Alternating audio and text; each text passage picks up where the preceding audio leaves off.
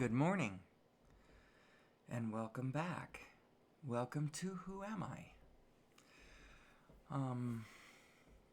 What are the rules of the space? Well, we're going to talk here for about an hour and a half. The conversation is going to be completely non-resistant, so we're not, in a practical way, we're going to be practical in our own way, but we're not going to I don't know how to explain what a non-resistant conversation is. We're not pushing back against anything. We're going to discuss a few things that we don't like, but we're not even going to really push back against them. We're not even pushing back against sixth mass extinction or Garbage Island or any of the big I've actually listed them, but I should list them and organize them and call them the Big Six or something like that. The general problems that humanity has: worldwide poverty, sixth mass extinction, Garbage Island, global warming, desertification, growing deserts, war, authoritarian psychosis, Wetiko disease. Actually, that's Paul Levy's. That's how he describes it. Wetiko. I like his term though. It's good. It's a Native American term. It comes from a condition that the Native Americans noticed. Now they knew of it before white man came, but white man really had a big case of the Wetiko disease. And they would draw, when they drew someone who was under the, like if they making a drawing trying to depict this, they would draw a person whose head was not attached to their body. Isn't that funny? Because actually the head needs to be attached to the heart. The heart and the brain have a communication going between them. And in order for you to be functioning properly, your head and your brain need to be connected to one another. And it happens at a particular frequency. And when it happens, you're a grounded being. You are in alignment. At that moment, you're peaceful, you're allowing, you're receptive. When your head and your brain are connected to one another, there's reasons for it. One of the reasons is your heart has a number of brain, they're neural cells just like the ones in your brain, but they're on your heart. There's some 40,000 neural cells. Now that's not an enormous brain, it's a little brain in your heart. And your heart brain and your head brain need to be in coordination. This allows your vibrational offering to the universe to be clear, so that the impulses you get back from the organizational force that is Source are clear and not scrambled. When you take your negative mind seriously, your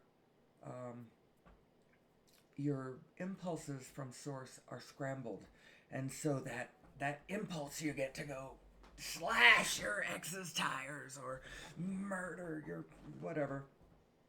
It's not an impulse coming from Source. It's not inspired from Source. You're getting it from somewhere else.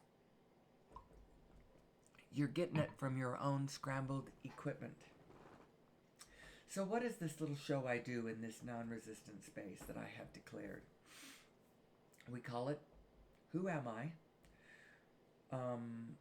If this makes any sense, the reference is source energy. I want to keep the topic on topic. So the who am I, we're not going to get too very, very far afield from your basic structure. We're going to be talking about how you are designed.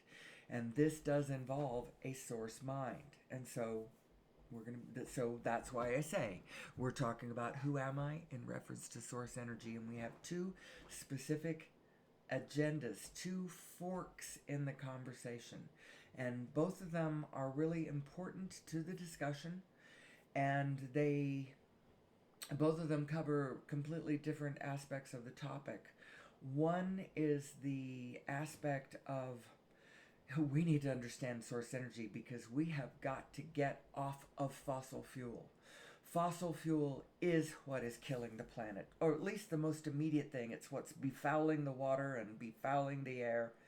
And that's the first two things we need, that all biology is going to need if we're going to continue. And that is going to be part of the equation of success equals we continue, all of us, or most of us, into the future, including the human species.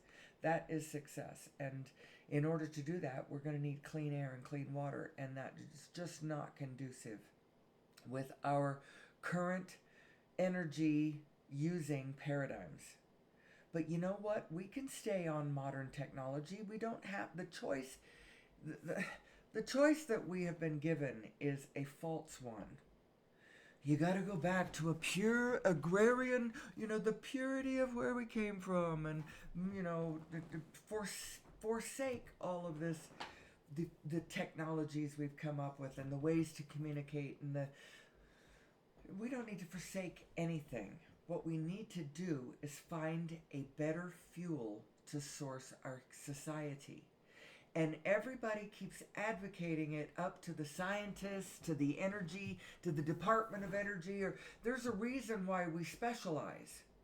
And so we think as human beings, all that stuff's being taken care of by the people who ought to be taking care of it through the organization of our organization, which is our civilization. And it should be. But it's been, I could say it a lot of ways. It's been corrupted. Our society has been corrupted.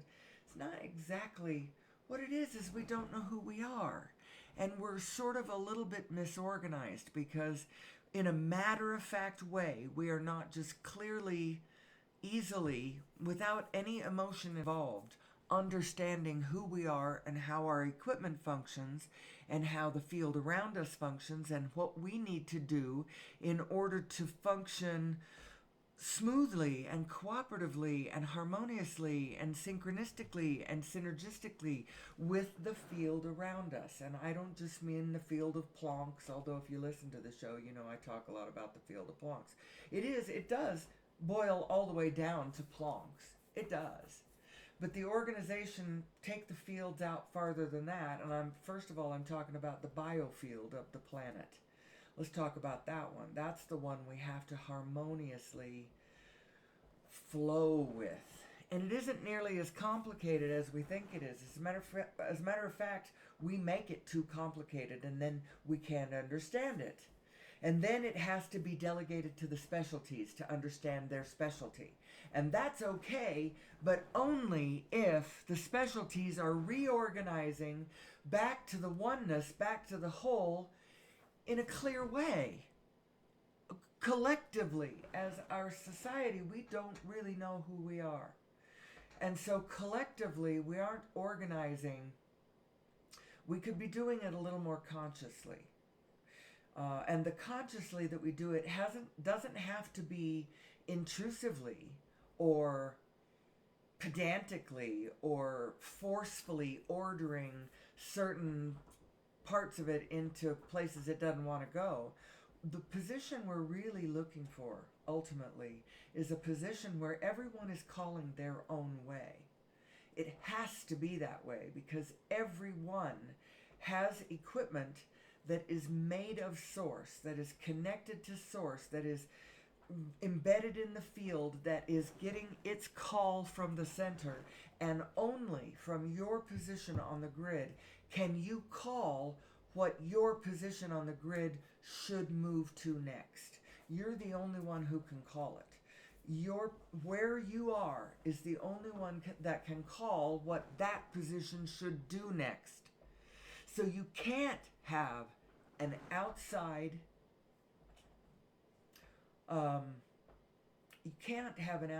like a rule book imposed from the outside. When this happens, this is what you have to do next. You can't really do that. You can have guidelines, and you can talk about precedence, because there is a thing that of momentum, but the precedent doesn't have to be followed. The precedent just should be, you should be aware of it. But you don't have to follow a precedent. You can go in another direction.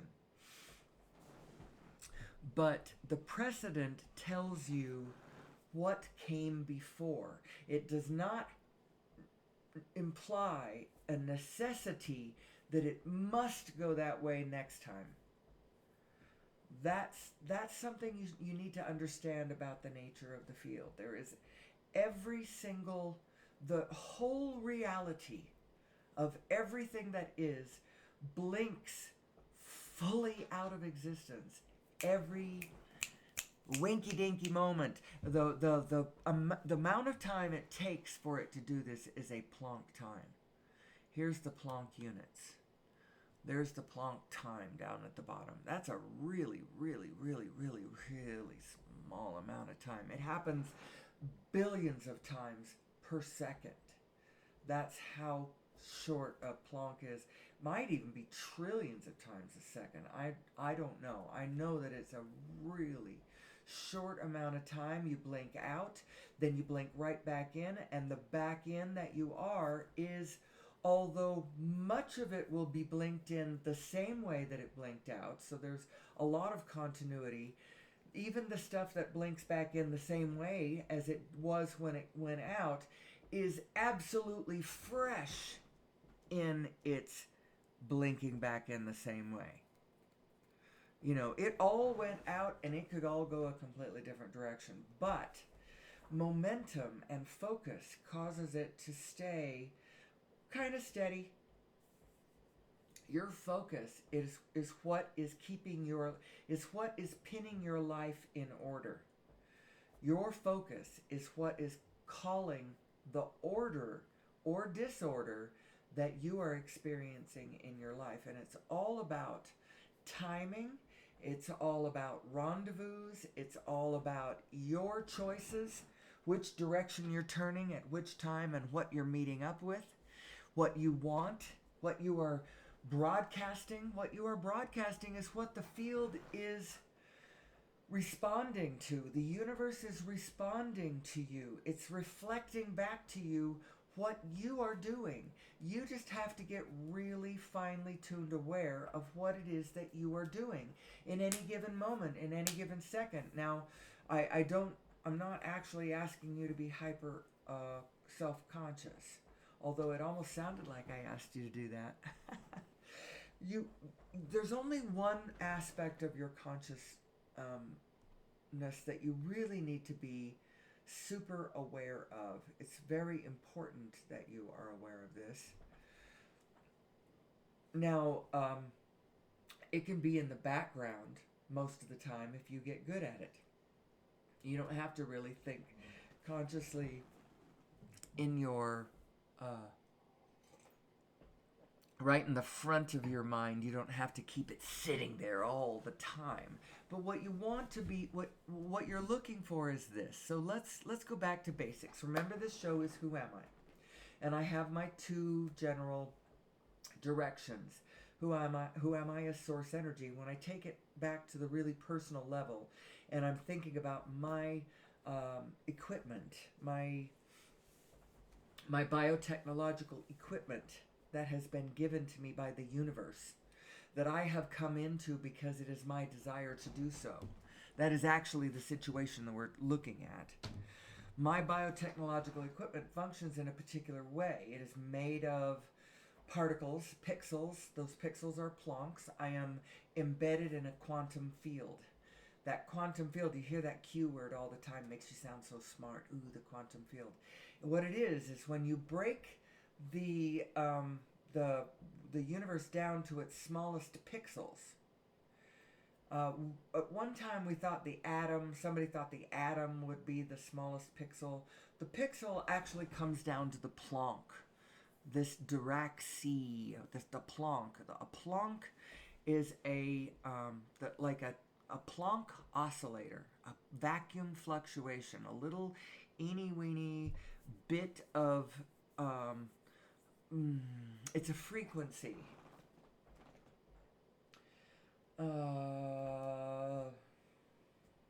Let's see. Where do I started to talk about a general, and then I went into the specific. This is where I have to get good at clarifying my generals really well before I dive into a specific from a general, and start to pull this information together in a cohesive and organized way, so I'm not just jumping around willy-nilly. What we want to talk about is your biotechnological equipment and how it relates to the field, and how you are source energy, and how you create your own reality, how all of this relates to law of attraction. People have heard of law of attraction. How this reflects upon what your emotions are actually telling you. Don't lock on to the condition when you get a hit of negative emotion about a condition. Yes, the negative emotion is going to come as a result of a condition, or a something that you have experienced, something you're observing, some piece of information that you got. You're going to have a thought, it's going to produce an emotion. What do those emotions mean? Now, normally we are taught to take that emotion, that negative emotion. Its meaning lies somehow in the condition. I'm pointing outward, away from me right now. The condition that I observed when I experienced that emotion. We are taught that it's an outward thing. So if I get a hit of negative emotion because I watch a show on the Animal Planet or something, and or History, what was that? I'm not sure which. Discovery maybe was where I was. I don't know. Because you're watching a show about the plight of, it's not the plight of elephants. They were talking about orphaned elephants. Elephants losing their culture because their old people were being slaughtered by poachers who are taking away the ones who know the culture. And now you've got young ones, orphaned, who no longer have the cultural information of their people. And that threw me into a tizzy for a while. Now, you might think that the impulse there reflects a need to change the situation, and I'll agree. I would like that condition. I would like that changed. I would like us as human beings to stop killing any kind of elephants. Why do we need to kill elephants? The reason we're killing elephants is because there's some guy out in the bush in Africa who wants to tap in to the what do I call it? The supply chain of humanity, and get some of them goods. He wants to get a laptop, or he wants to get an iPad, he wants to get an iPhone, he wants to get a bottle of whiskey. I don't know. I don't know what that man wanted, but he needs to monetize. And the only way to monetize, because of the paradigm of scarcity we got going on, and the paradigm of scarcity is flowing into it's in the biofield of humanity now. It's coming from the way we extract energy from the way we where our energy source is coming from is producing the scarcity.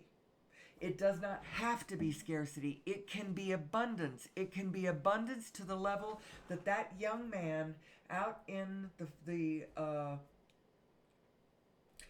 out in Africa somewhere poaching elephants can get his laptop and leave those elephants live. They do not need to live. I mean, they do not need to die.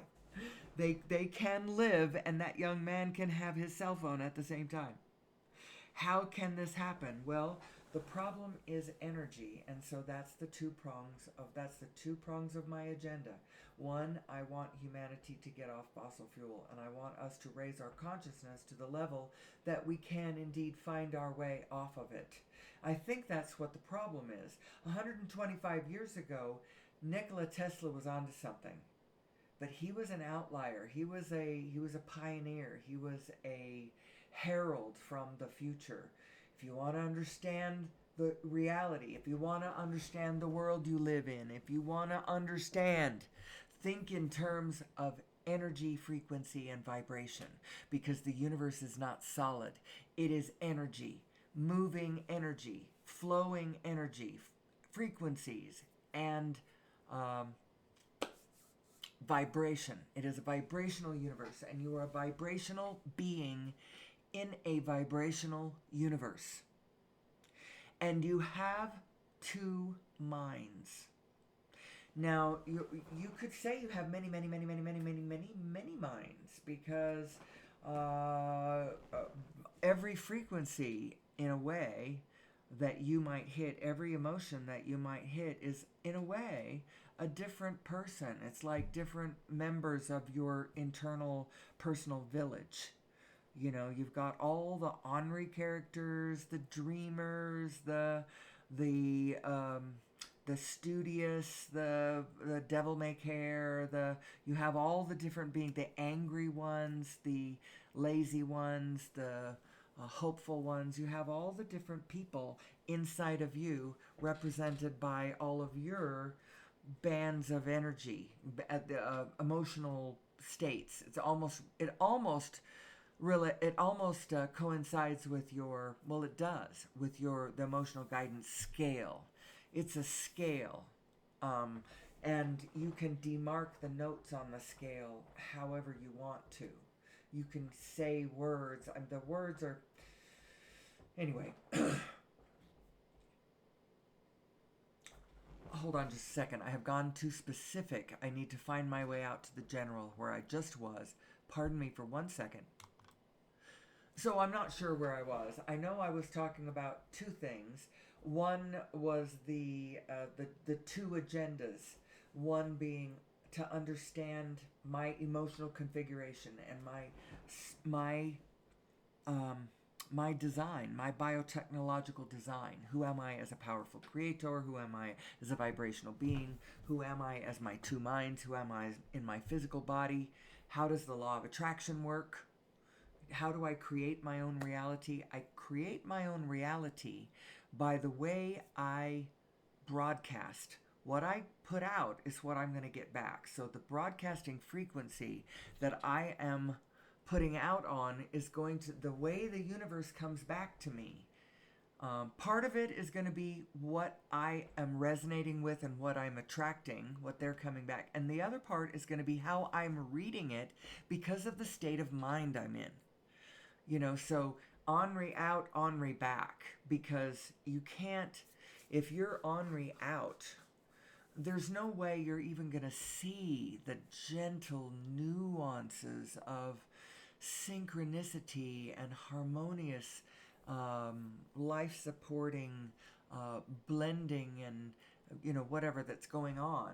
So that's also, if you're Henri, you're going to start resonating with Henri other people. You're going to start, you know, getting together in clubs and groups and online, you know, forums. It's how come different websites full of anger and aggrievement and whatever, they get a platform on one of the social media sites, and the next thing you know, it's attracting all kinds of other people who are attracted to forums where other people who feel the same way are there. And I'll tell you right now, the biggest way to understand our political goings on right now is to think of them from this vantage point.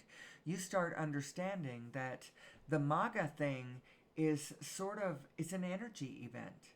It's an emotional energy event going on right now. People are pissed. They're pissed because, now, I have to say that a lot of the people who are acting out over on that side aren't really the ones who are who actually are, who've got the heel on their neck, the boot heel on their neck. That's not really the ones who it isn't working for as well as, I mean, a lot of the MAGA people, they're wealthy people, and they may be full of aggrievement, but it's not because they're really in that bad a shape. Uh, but the system, what I'm saying is, because I really want to push back against no one. I don't even want to push back against them. My neighbor is my unknown self made visible, because we are a wholeness, people. Whether you like it or not, we are a single morphogenetic field. Now, having said that, so we are one. We are one. Like it or not. You do not have to get out there with a sign and hit the pavement and go, let's be one. We're better together. Unite, unite, unite. You don't have to do that. We are one. You have to understand our oneness, and then each individual has to live their authentic individuality within this wholeness that they understand, that you understand, that I understand. We are individuals in a wholeness, and both aspects are really important. It's like one of the political parties kind of emphasizes the one aspect, and the other political party kind of emphasizes the other one, although they're both a little bit they're both hypocritical on both sides of that. You know, the we people, well, I don't need to find instances where we are hypocritical about it. Maybe I do. The one political party, as it hammers about individual freedom, then is actually the party that wants to ban a whole bunch of stuff and clamp down on your individual freedom to have an abortion, or have birth control, or to pick your gender, or to choose your way. You know, there's a lot of things that they want to ban. Your right to read whatever book you want, or they're the ones who want to ban the books, and who want to. There's all kinds of stuff. So that is it's a misalignment. It's a hypocrisy. Hypocrisy is a crossing of your energy stream. It's a thinking one thing and believing one thing and yet doing another thing, and so there's a lack of awareness going on in there. You've crossed your own energy stream, and you are in the world of Wetiko now.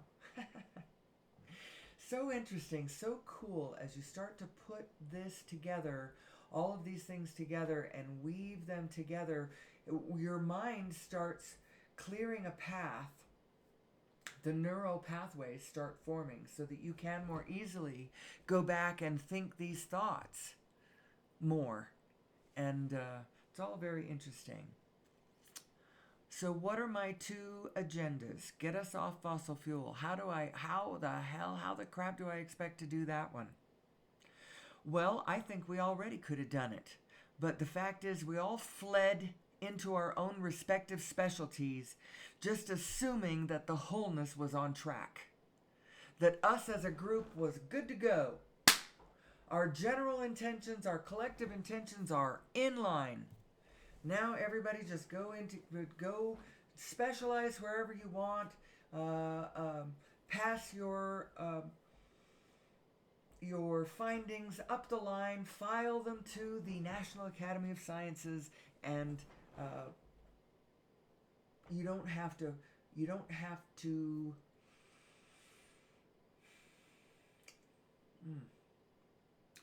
to worry about it. It's all taken care of.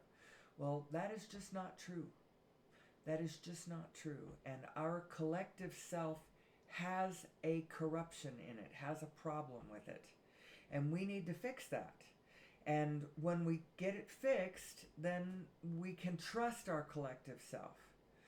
Until then, I don't want to hand over millions of dollars to our collective self and tell them, yeah, go bomb whoever you feel like you need to bomb. I don't think we should be bombing anybody. And there's all kinds of things that we are doing collectively that we should not be doing. We should be, what we are doing should be somewhere on the, by the time our systems get to where the action grinds into action, and we are collectively, as a 300 million being empire, start moving. By the time that happens, by the time those gears move to that order, then the things that they're moving on are way yesterday's technology.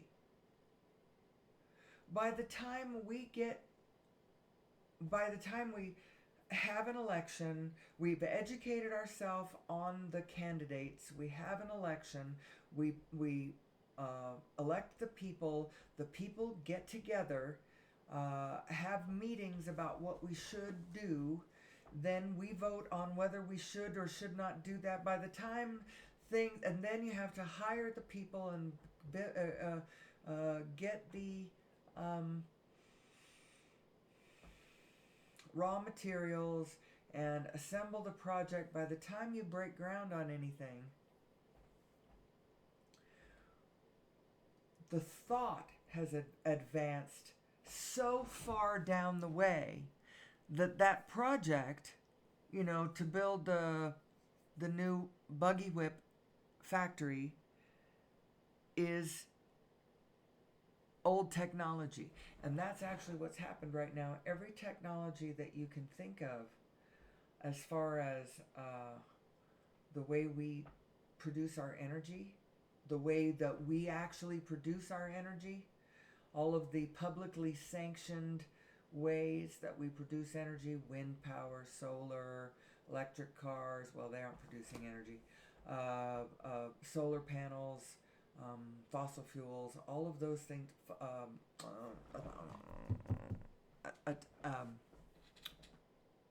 nuclear, all of those, they're all, what's the word for something that's out of, it's, I'm going to think of it. The word is obsolete. They are all obsolete. Every one of those forms of energy are obsolete.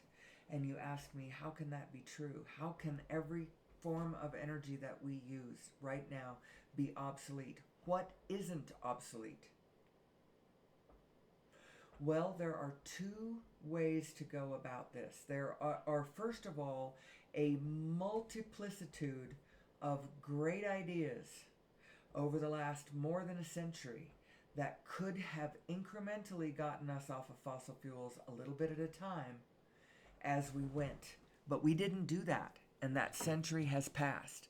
And now we've got to reclaim it. We've got to get that century back. We could have done that. We didn't. I believe the reason that we didn't, now you could think, well, the reason that we didn't is those people stole it from us. They stole that century from us. The robber barons. There was a reason why we called them robber barons. And J.P. Morgan was the first one who did the first thing, which was, so Nikola Tesla was doing his thing, and J.P. Morgan was his backer. He was his financial backer. And when J.P. Morgan understood what Nikola Tesla was actually trying to produce, a free, clean energy source that anybody could tap into without paying anything, just everyone would have free, clean energy. And communications. His tower, his communications tower, was a frequency that everybody could have you just tune into the frequency, and then there it is, and you don't. It's kind of like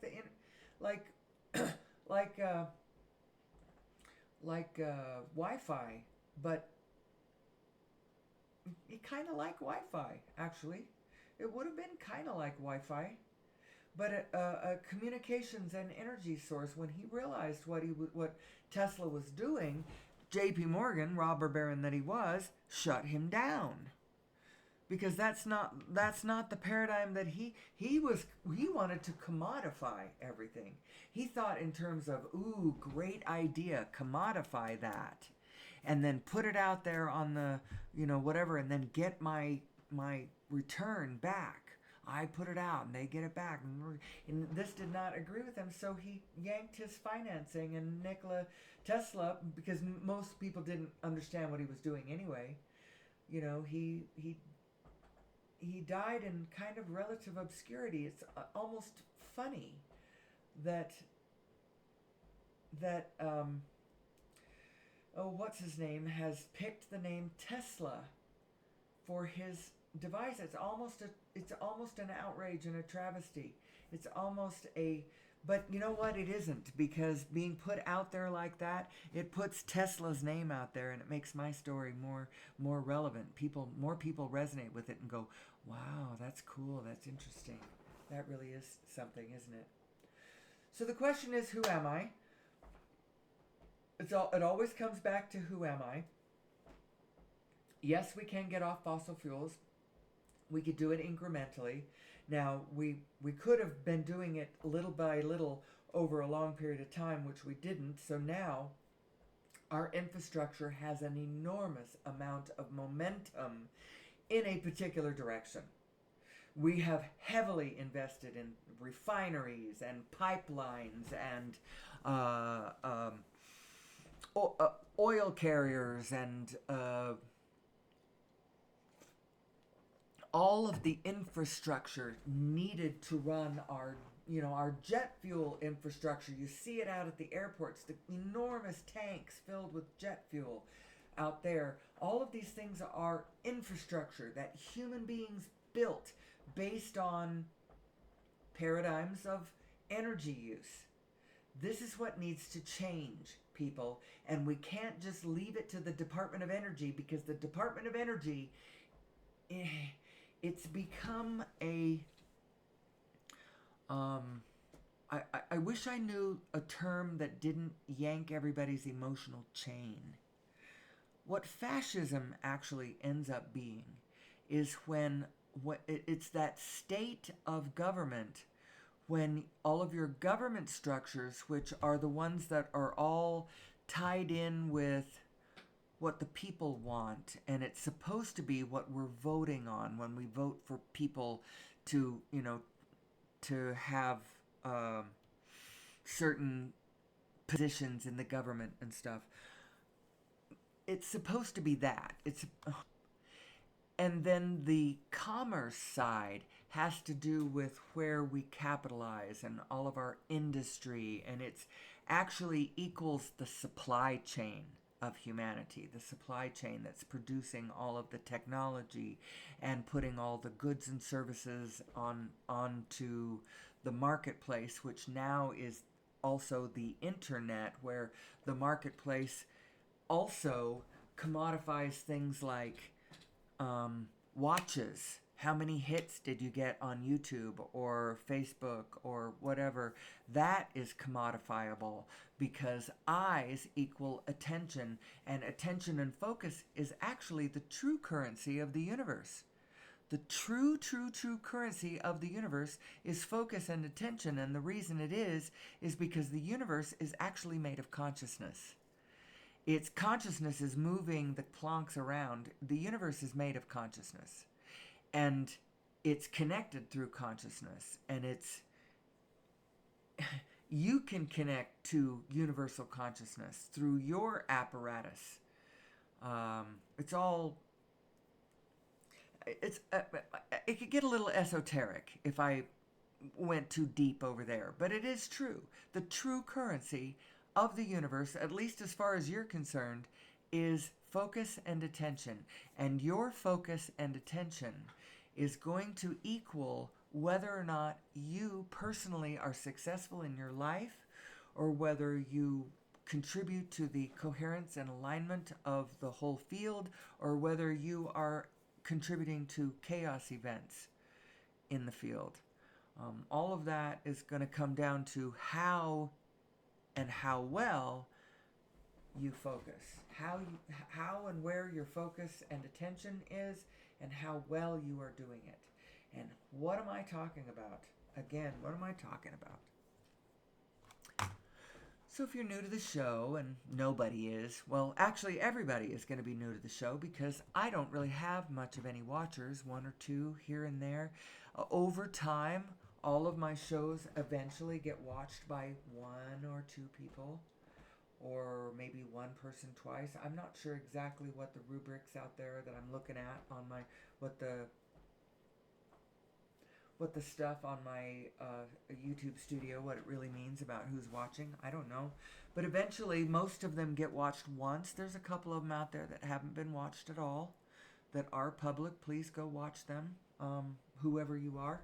Someday somebody will watch all of this. Right now, it's almost going directly to archive. But I'm going to get so good at this that someday people are going to ask me to talk to them about it and speak to them about it.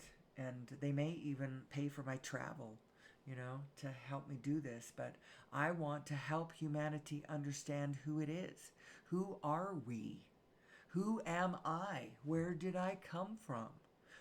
Why am I here? How did I get here? What is the object of the exercise? What am I supposed to be doing? How do I get what are my desires? The desire itself, what is it? How about that? Not the translated desire, like, oh, what is my desire? It's for a boat. That's the translated desire. What is the clear desire?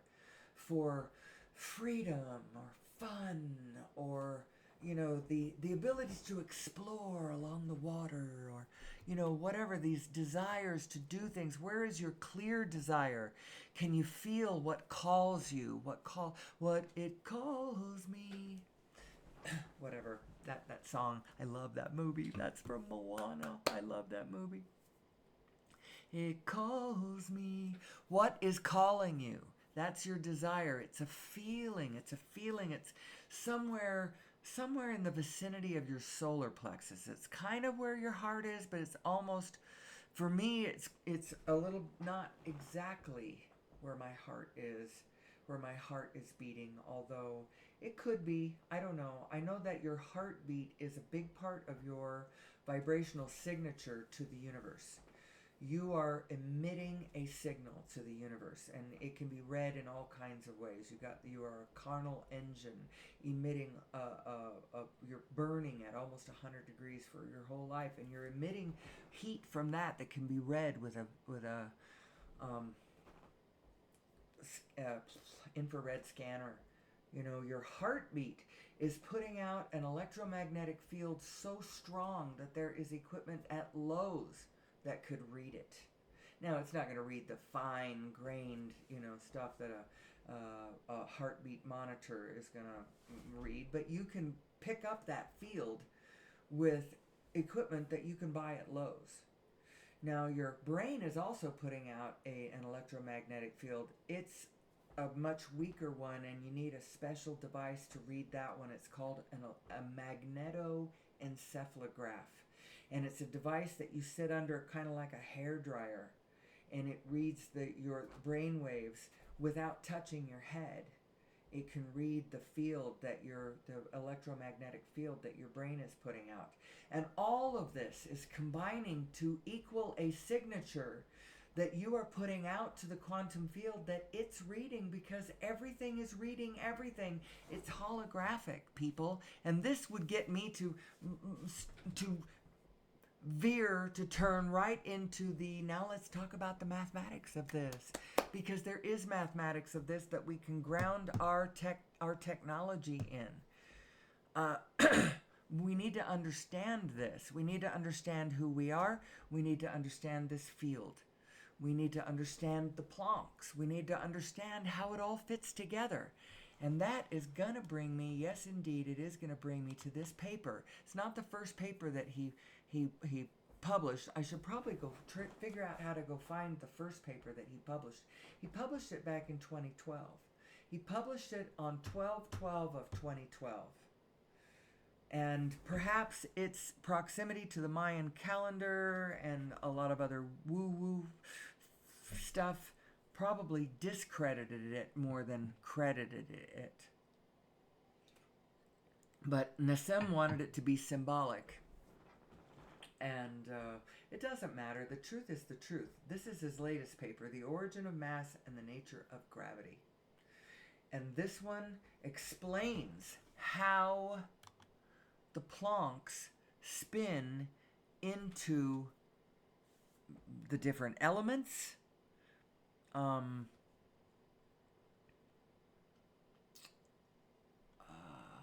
I also clipped all these. There's a 37-minute YouTube video that describes that paper, and I clipped all these screenshots from it. You know, showing space-time pixelization, and I don't know why I go through these so fast. I like this one. This one is the formula that shows you how a proton is a black hole. And it obeys black hole Hawking evaporation time. And according to this math, it's going to take about approximately 10 to the 35 billion years for those protons to evaporate through Hawking evaporation. Now, 10 to the 35 billion years is a really long time. 10 to the 2 billion years is 100 billion years. 10 to the 3 billion years is 1,000 billion years. Do you see what I'm saying? It's going to get really big really quick.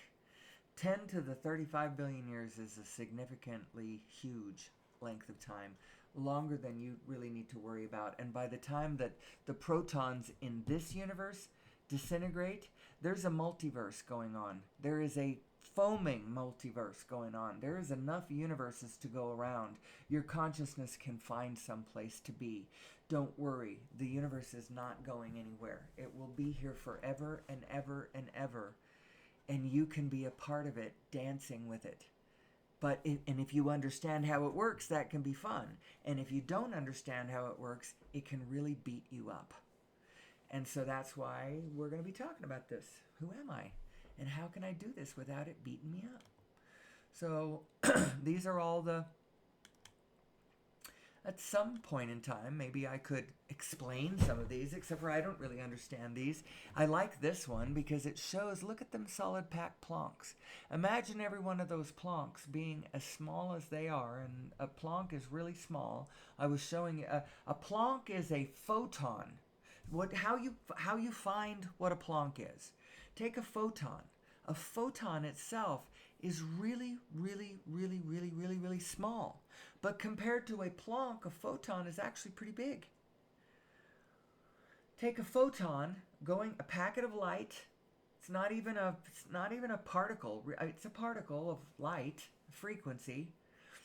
A photon going at the speed of light, because that's what photons tend to do. They go at the speed of light, and have it cross its own diameter. And the length of time it takes to do that, that's the Planck length. That's the Planck time. And the distance that it goes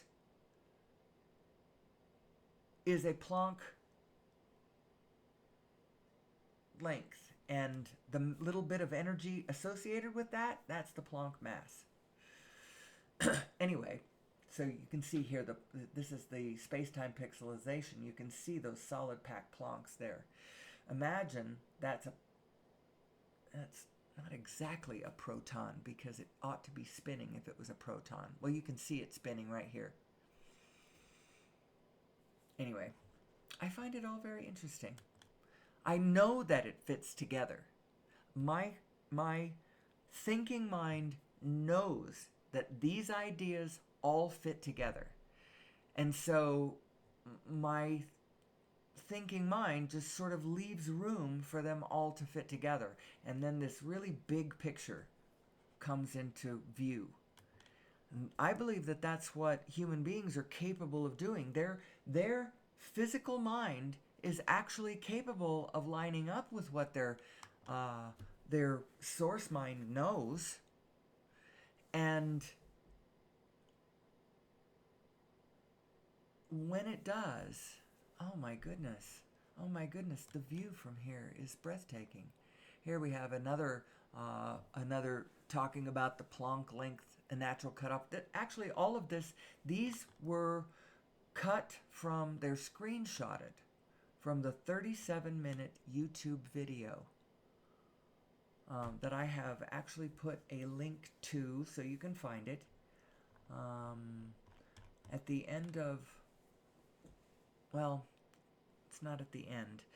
I put this in the description of my video pardon me for doing that. It's the only way I know how to share this with you because I'm technologically not not all that savvy. I know how to work my OBS studio to a point. I know how to upload videos to YouTube to a point.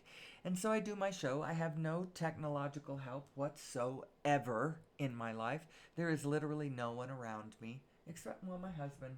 He can do some of the big things, but he doesn't do anything with this. He doesn't help me with my show. He's never listened to my show, not even once. He has no idea what the wife is saying over here. I think he should come over here and listen because he might be surprised. But this list right here, I put it in the description of my video, and it's a bunch of links. The Lost Century and How to Reclaim It. That is a documentary series. It's not a series. It's a documentary. I say that all the time. It's a documentary that shows the brutal suppression over a century of over-unity devices that could have incrementally gotten us off of fossil fuels. But the reason that it hasn't is because there are people out there who will murder you if you try to put some sort of game-changing device out on the market through the patent process in order to give us all more energy, which is what everybody tries to do. And even the people who don't, the system of suppression has actually grown quite a bit because there are more and more people who are vested in the current paradigm staying put. There are the people, the oligarchs, and the controllers right at the moment, all of Putin's people. How do you think they have the power they have? Because they control the fossil fuels. If we didn't need the fossil fuels, then they wouldn't have any power at all. And I'm not saying that Putin and his people are suppressing this information. It's being suppressed across the board. It's a system of suppression. And the first thing that happens is when you secretly take your device to the patent office. And then it gets like shut down for national security reasons or whatever, because people think, oh, we can't have anybody running their vehicles on water. What will that do to national security? What will that do to the national economy? You know, all of a sudden,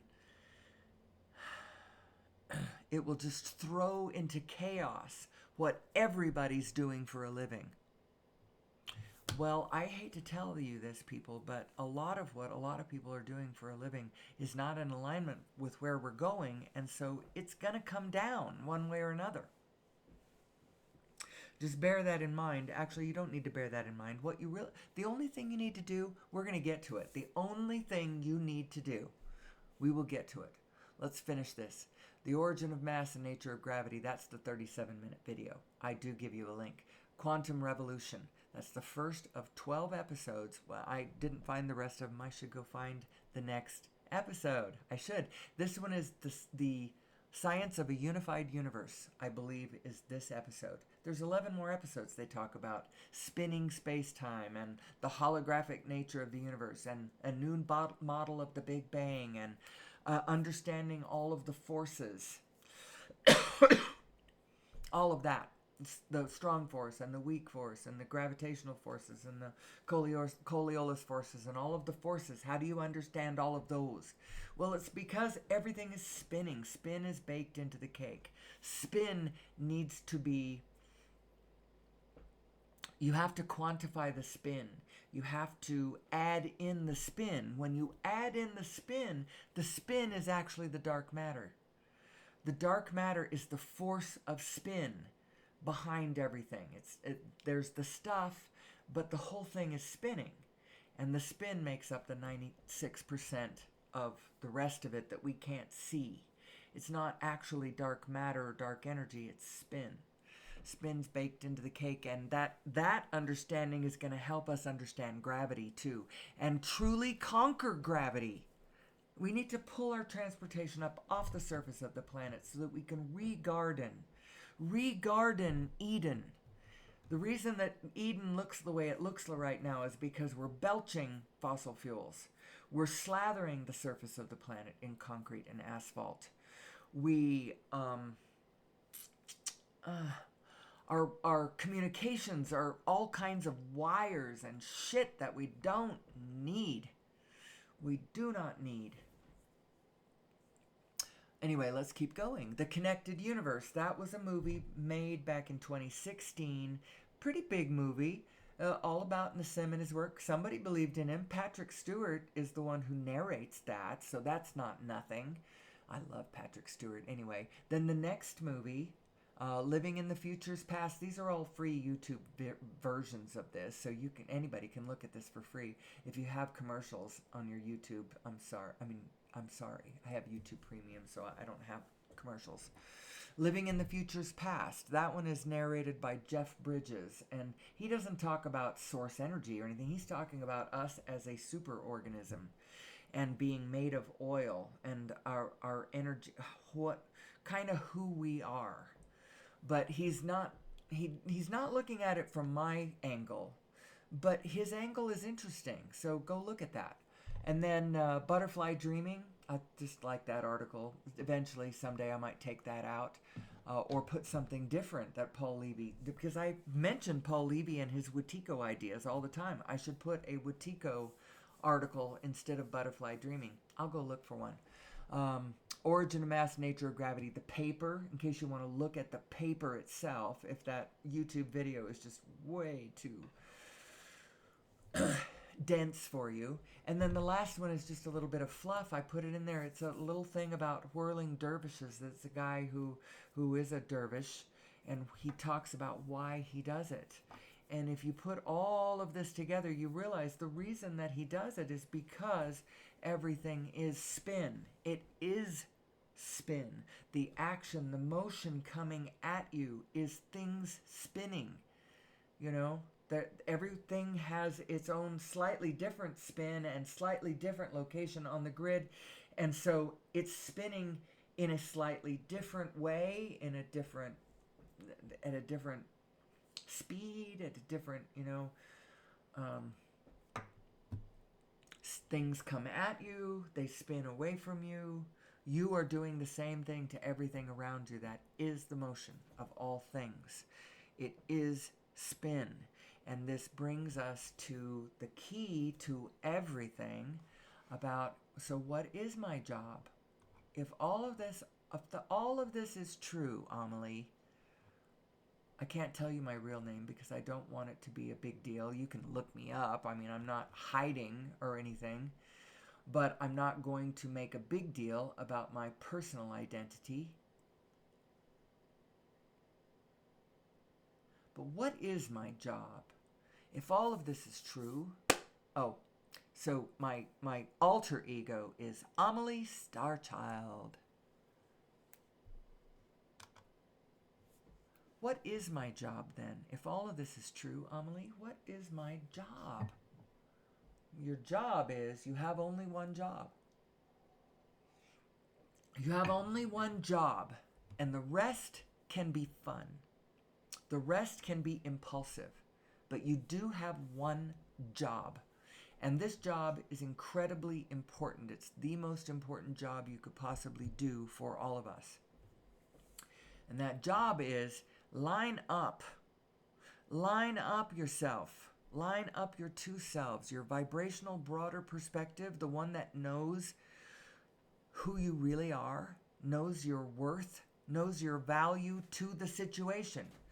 You are value to the situation because you exist, because you are real, because you are part of a magnificent wholeness. And you would not be here if there wasn't a reason for you to be here. You are here. You are making the whole picture what the whole picture is. And you are very, very important. And if you want to be of benefit to the rest of the world, there is one, now from my perspective, because I abstract, I look at things in an unconditional way. So the specific conditions of things matter not at all to me. Only the laws of the universe matter to me. And your only job is to line these two selves up. That's the only thing you have to do. And then once you've lined yourself up, you've got yourself in order, you understand your biotechnological equipment and your vibrational appendages, um, your vibrational appendix. It's actually more than an appendix. It's more than just your vibrational cosmic anatomy, although it is. Because this vibrational aspect of you is actually who you really are. This little thing that you are in your physical, specific human body, that's just who you're being in this moment, but who you really are is this bigger self. So, you need to line these two minds of yours up, and then everything else can be fun. This is your only work. Your work is to line your two selves up and then just be yourself after that. Without thought, without having to micromanage what the hell you're doing, as long as you're in alignment with yourself, you're okay. Because your larger vibrational cosmic aspect is the one, it's already keeping track of reality. It's keeping track of the matter around you. Your physical brain doesn't have to keep physical track of every single thing. It needs to stay in alignment with its broader self. That is the way that it stays safest. You may not believe that. You may think that what you need to do is study the threats, memorize the threats, keep the threats in your conscious mind at all times so that you can scan the horizon for the threats. And then when you recognize the threats, then you go into counter-defense motion. Otherwise, the big bad world is going to sweep you away. You may imagine that that's how you should be operating, but I'm telling you that is not how you should be operating. You should be lining up your two selves and then let your physical mind think about whatever pleases you, whatever lights your fire, whatever makes you feel alive. Think about that. Don't waste your wavelength. Don't waste your brain space thinking about dark and terrible things as much as you can. I mean, and it's hard because if you spent a lifetime doing that, then you recognize how many threats there really are around us. They are everywhere. They are everywhere. You could be swallowed up by... We're walking a razor's edge everywhere we walk. There are pedophiles everywhere. There are people making... There's all kinds of... But see, that doesn't really matter. It does not matter. And what you're thinking about and how you're feeling as you're thinking about things, that's the direction you're going. And so if you spend all your time thinking about all the threats that are in the field around you and trying to keep yourself safe from them with your physical mind, paying attention to all the details of all the threats, the only thing you end up doing is drawing those freaking threats to you, making them a big central part of your existence in your life when they need play no part at all. If you would line up with your inner being knows who you are, where you want to go, and how to get you there. Where you want to go is on a joyful journey where every step of the way is interesting and fun and satisfying and life-sustaining and eagerness-making and possibility-revealing. That's what you want. You don't want a destination so much as a journey that is so freaking satisfying that every step along the way feels like a destination of wonder. Now, I know that seems kind of odd, especially when you look around. I don't know where you are, Are you in a litter filled urban, hellscape? Or are you, in a countryside looking out over natural wonders? I have no idea where you are. But when you look around the world, you see a lot of things that seem a bit grubby and don't seem as wondrous as this description I'm trying to tell you.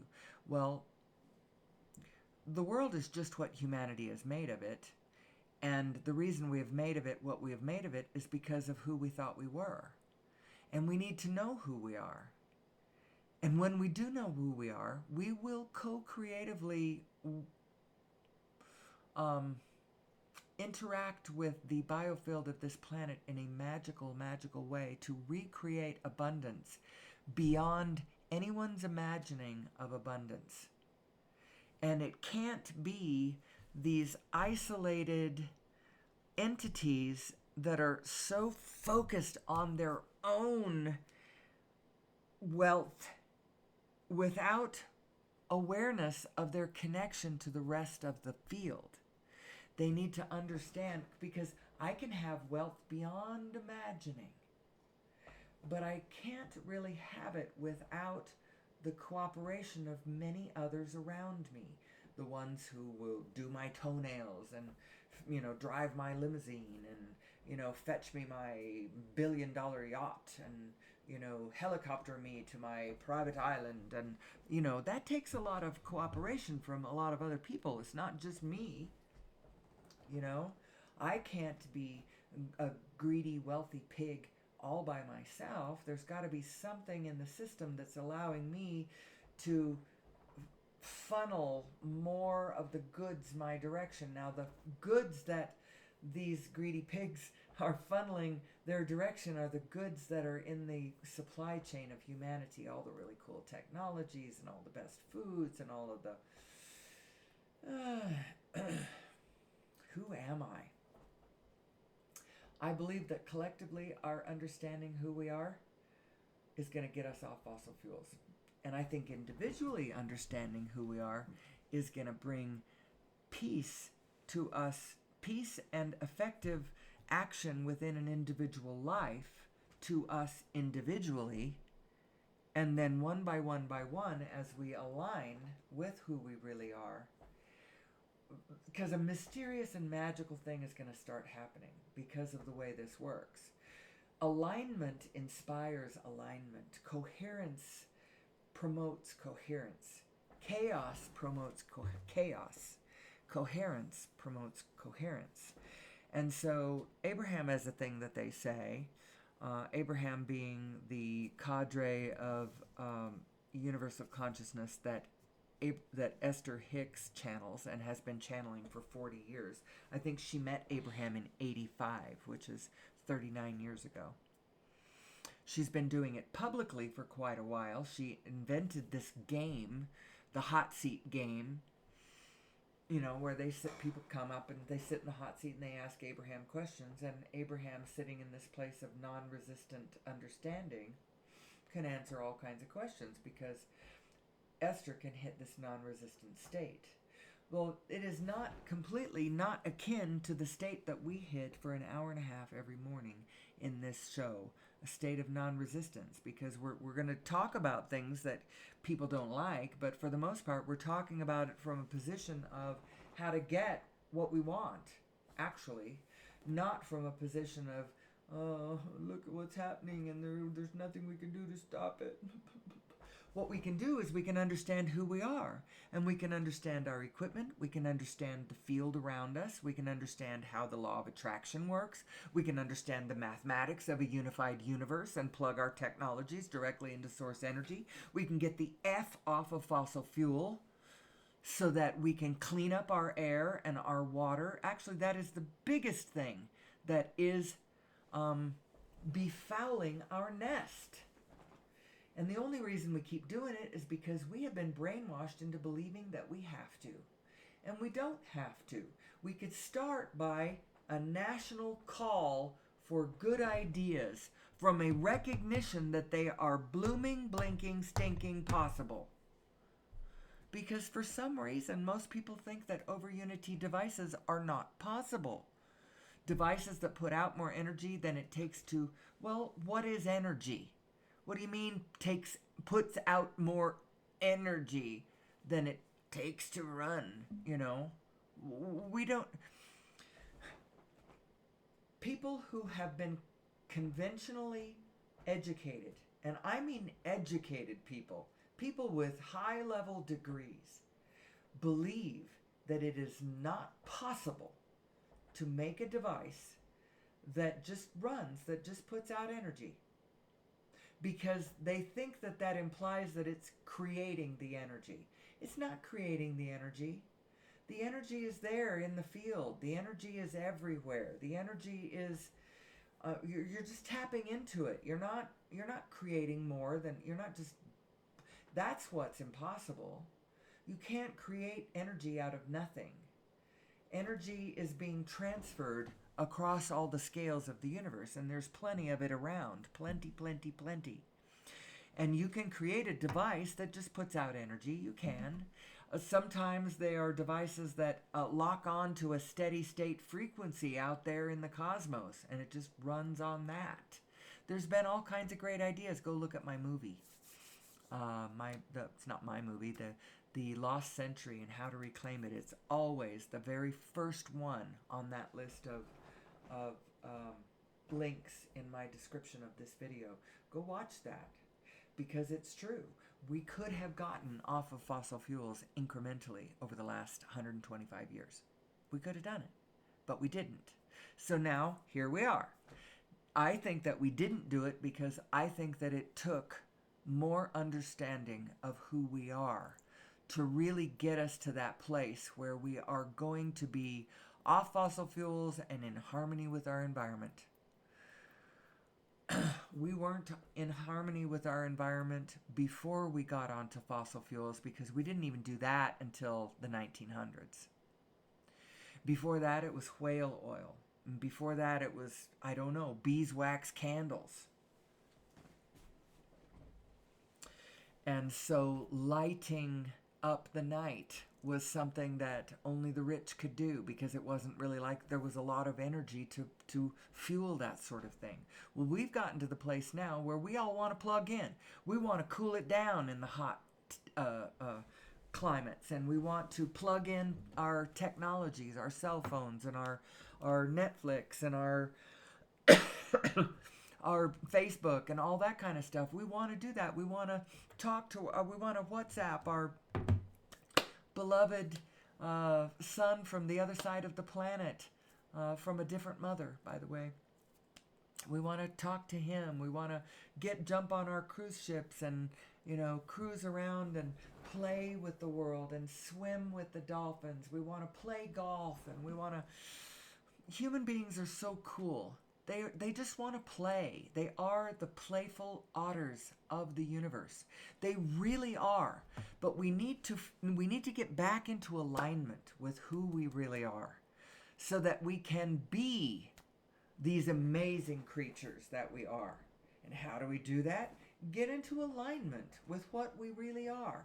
So I put this slide up, and I put it a long time ago up, and I didn't explain it.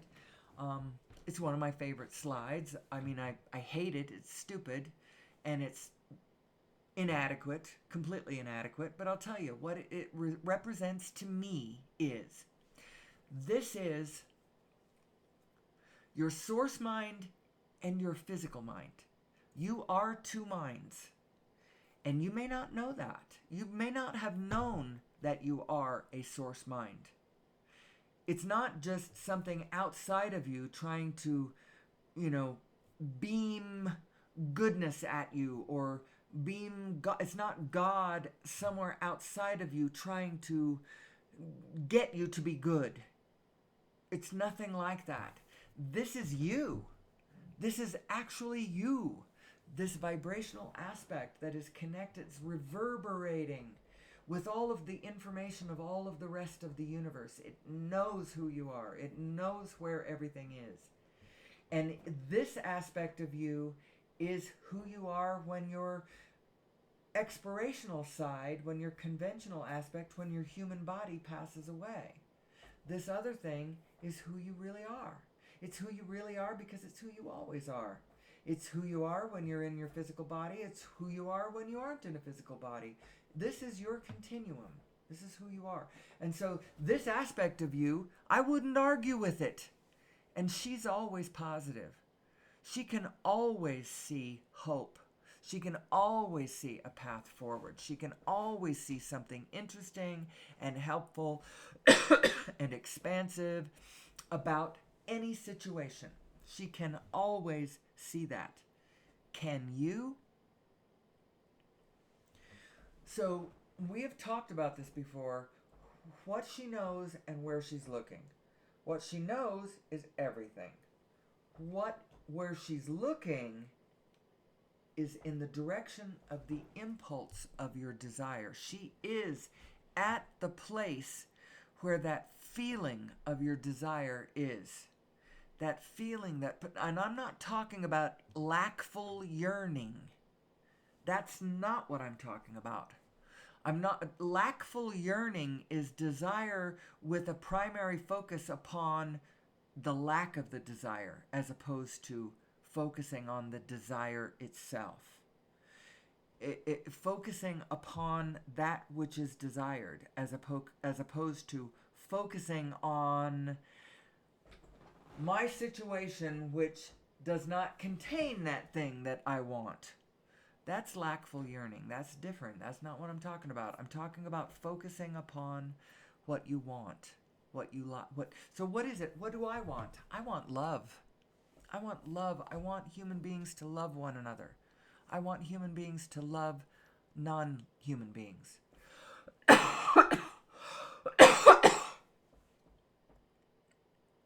I want to have beings that I can interact lovingly with, and I want beings that love me and want to interact lovingly with me.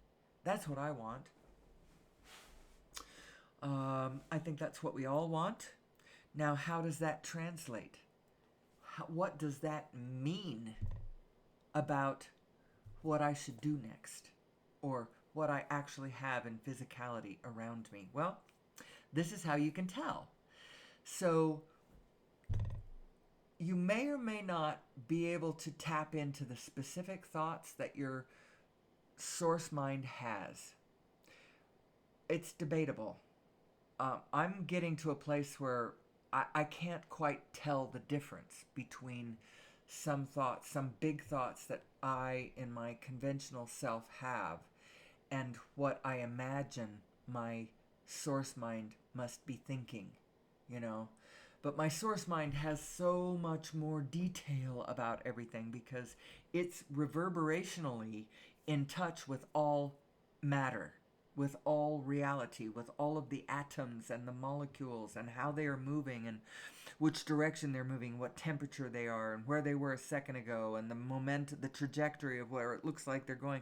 My inner being knows all of that, all of the physicality, because it knows it through the holographic nature of the universe. It knows it by way of the Plancks jiggling with one another. As every Planck instant, they upload their information between themselves across all the scales. It's everything interacting with everything. That's what source energy is. It's not coming from somewhere. It's everything interacting with everything. That's why the center is everywhere. That's why source is everywhere. That's why why is that? That's why something else too. That's why anyway, it's helpful to understand who you really are, because when you understand that there is no escaping this frickin' joy juice, Pollyanna, pure positive, purely eager, purely interested, purely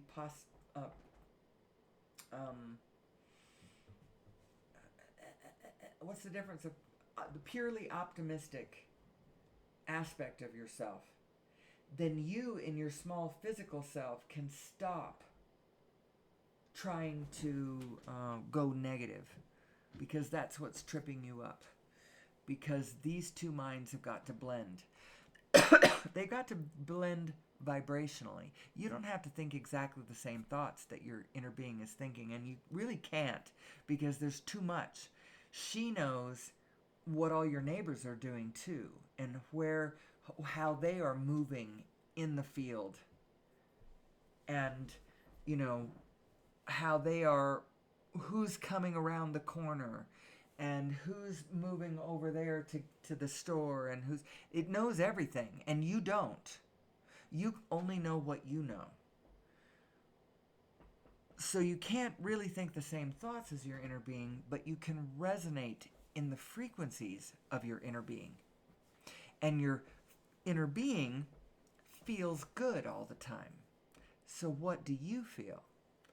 Whenever you're feeling negative emotion, right then and there, whatever thought you're taking does not resonate with what your inner being is thinking. And at the very least, you need it to resonate.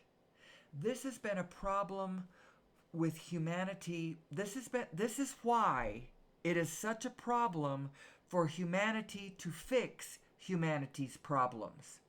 This is why it's such a hard thing to do. It's because the minute that you turn and look at the problems and your heart sinks, your stomach drops, and your tears start to well up in your eyes as you witness something, our problem, the problem of orphaning elephants, or the garbage island, or the starving children, or whatever problem it is you're looking at.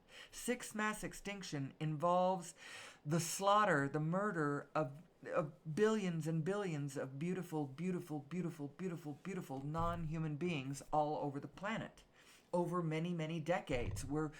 Although it's a terrible thing going on right now. It involves a lot of individual horrors that if I turned and looked at them, my heart would sink, my stomach would drop, and I would immediately unplug my plug from source energy. And now I don't have anything to say about it, except for now I want to throw my physical body at the problem and try with my action, in my anger, wiping away my tears as I do it.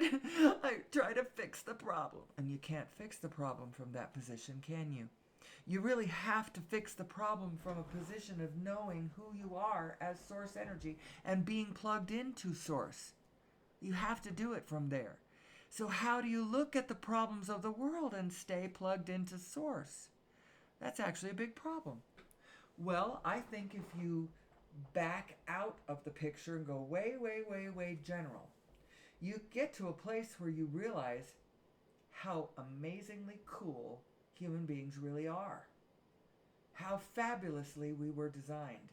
How possible all things are in this universe, in this blessed universe of Planck's, in this universe of attraction, in this universe of me following my emotional guidance system by lining my two selves up. When you realize how cool the setup is, then all of a sudden you forgive all the rest of it, and you realize that in order to solve all of that stuff back there on the back burner that I don't want to really look at, because when I look at it too closely, then I unplug from source and then I got nothing to give.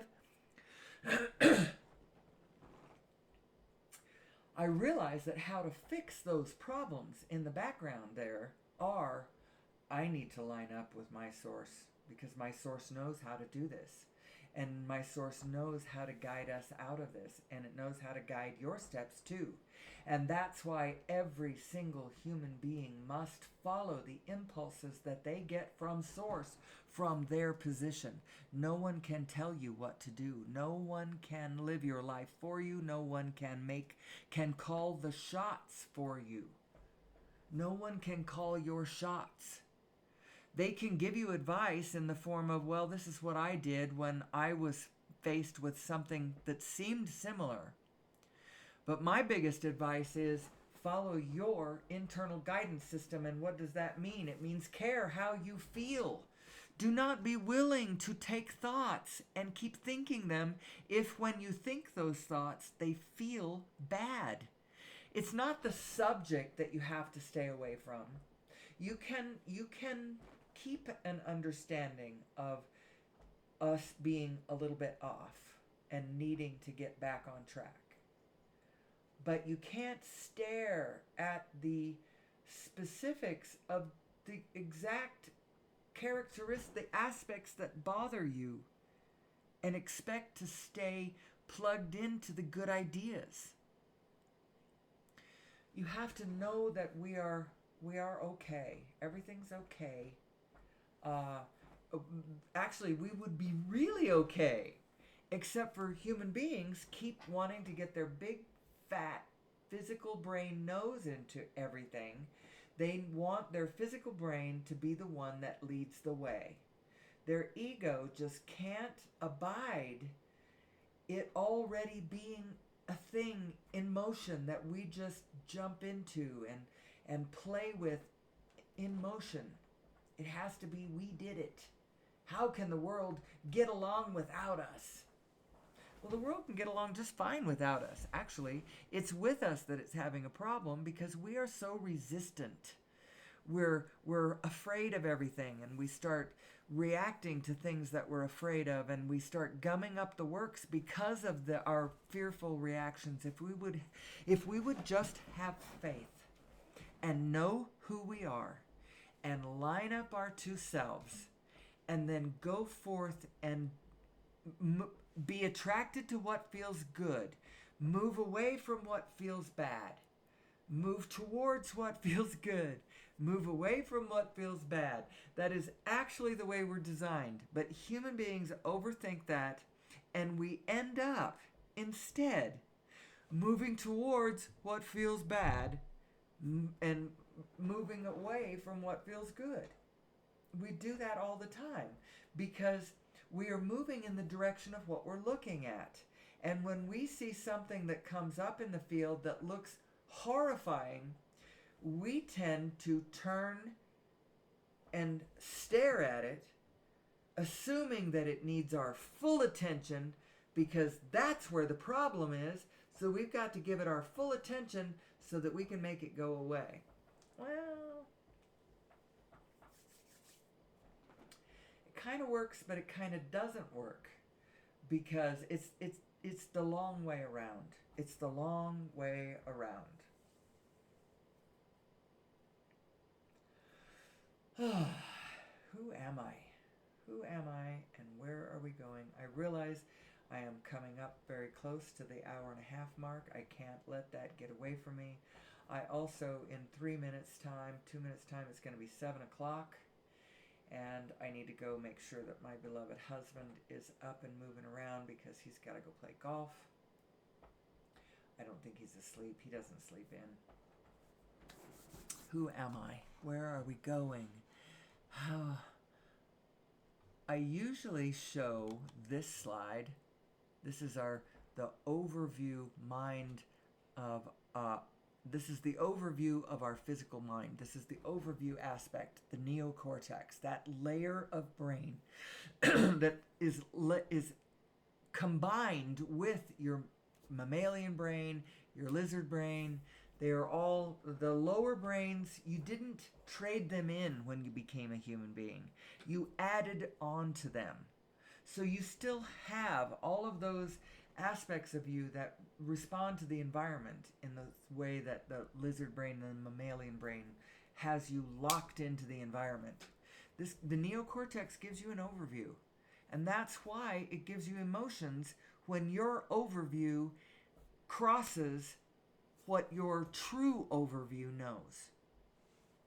That's how this works. And where this came from is human chromosome number 2. 76% of the volume of that neocortex comes from human chromosome number 2, which turns out to be a fused chromosome. Fused in such a way that it makes me very suspicious that this might be a genetic modification. This is the technology that we are holding within the cells of our bodies from our creators, those who genetically modified us. They took some naturally occurring species, primate species on planet Earth, with all of the DNA and everything of planet Earth. That's why we look like we are from planet Earth, because we are. We are from planet Earth. But the difference is somebody freaking tweaked us. They gave us this overview mind. They gave us this emotional configuration, which is both a boon and a bane. It is a blessing when we know who we are, and it is a curse when we do not know who we are. And I think I'm going to kind of leave it right there, because although, here's our emotional guidance system. I usually talk more about that. General states of being, I usually talk about that too, because this represents your brakes and your gas to your light vehicle, your starship flying through the universe, through the multiverse, through the conscious verse. Anyway, I often show a little thing that shows cymatics and stuff too, but tune in tomorrow. You'll see it tomorrow. With that, I think I'm going to wind it up for the day. I love you. I really do. Whoever you are my unknown self made visible. And I hope you join me again tomorrow. I'm going to do this again tomorrow, and the next day, and the next day, and I'm going to get pretty good at it. For now, I have appointments we got to take the girls out for their birthday tonight, and I've got a hair appointment. My husband's going to play golf. I've got things to cook. I've got stuff out in the yard that needs tending to. All of those ordinary things, just like you do too. My job for the rest of the day is to stay in alignment with who I really am. And who you really are knows that you're okay, knows that everything is okay, knows that all has an inner being that is leading us all towards where we all want to go. Until tomorrow, when I'm going to come back in and explain some more of this, do your best. Do your best, and I hope that I see you again. Until then, know that I love you. I bid you peace. I wish you well. And until tomorrow, please, please, may the source be with you.